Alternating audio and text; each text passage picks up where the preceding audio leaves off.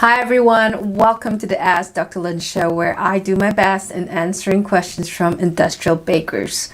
Many of you come to bakerpedia.com daily to seek solutions for your technical issues. So thank you for joining me today. I am Dr. Lin from Bakerpedia, the world's largest resource for technical baking information.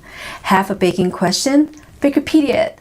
Still haven't solved all your questions? Place any comments on the topics that you're researching on Bakerpedia, and I'll do my best on this show to answer them. Well, bakers, here goes.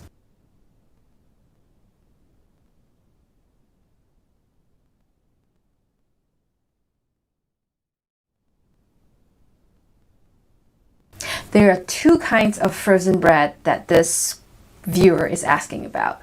One is the frozen dough. The other is the frozen par-baked bread. In the latter, ascorbic acid has no function on its quality for storage.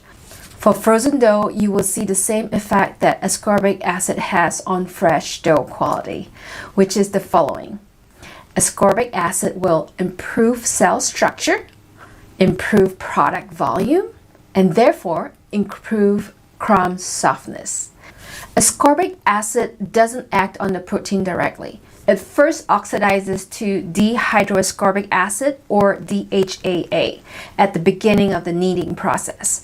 And together with ascorbic oxidase, an enzyme found in the flour, the DHAA works on converting the glutathione to glutathione disulfide, which prevents the softening effect of glutathione. This anti-softening effect of ascorbic acid is what makes it look like it has a strengthening effect. Ascorbic acid works best in short fermented products up to 2 hours. Therefore, a straight fast dough is recommended for frozen doughs using ascorbic acid. It needs to be flash frozen and packaged properly so that there will be limited impact on the ascorbic acid. Because ascorbic acid is sensitive to temperature fluctuations and freezer burns, which are oxidation, it may lose its effect over time if there are freeze-thaw cycles during storage and distribution.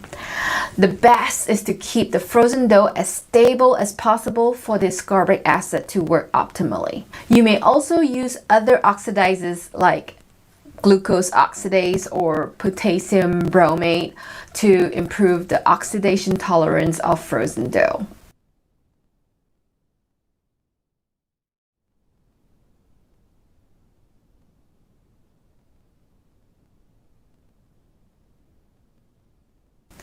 Levels are recommended at 20 ppm. This means that you will need 2 grams of ascorbic acid in 100 kilos of flour. That's recommended. You may think that your dough may perform better with more ascorbic acid, but don't be fooled. An overdosage of ascorbic acid would also soften the dough.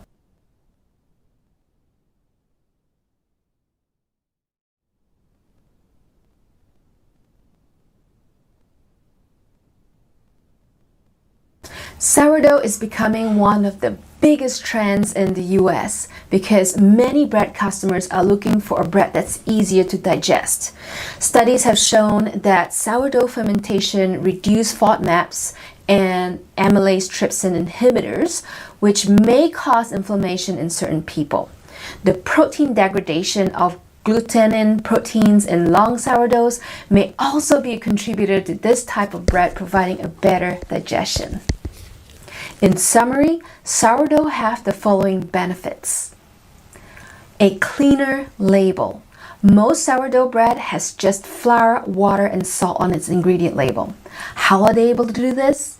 Well, through the process of extended fermentation, very frequently, this improves gluten strength and dough machinability, and it makes the sourdough not require any other kind of dough improvers.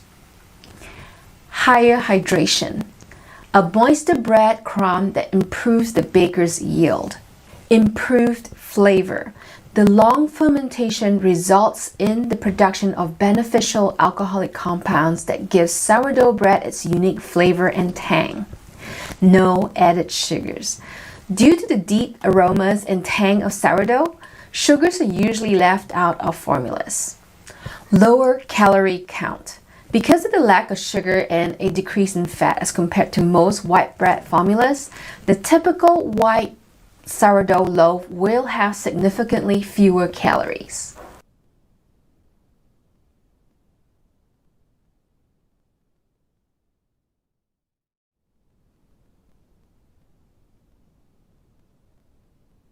These questions concern the staling of bread.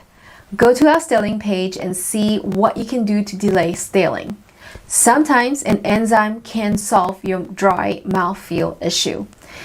It is not possible by the chemical makeup of acetic acid and calpro that these ingredients would increase staling or dryness. Sometimes it's because you are over baking your bread too much.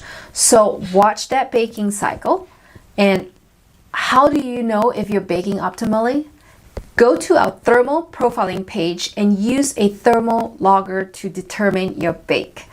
Targeting anything 85% and above will give you a moister bread with a softer chew. At 85% arrival, the information on this page would tell you that 15% of your thermal profile would be above the 200 Fahrenheit level. Therefore, acetic acid and calpro doesn't dry up your bread, but overbaking your bread and having arrivals at 80% or less will. Well, that's all I have for today. Okay, do you have any more questions for me? You can leave them on the comments here on this page or bakerpedia.com topic pages. But hey, bakers, don't forget to check out Bakerpedia first, okay?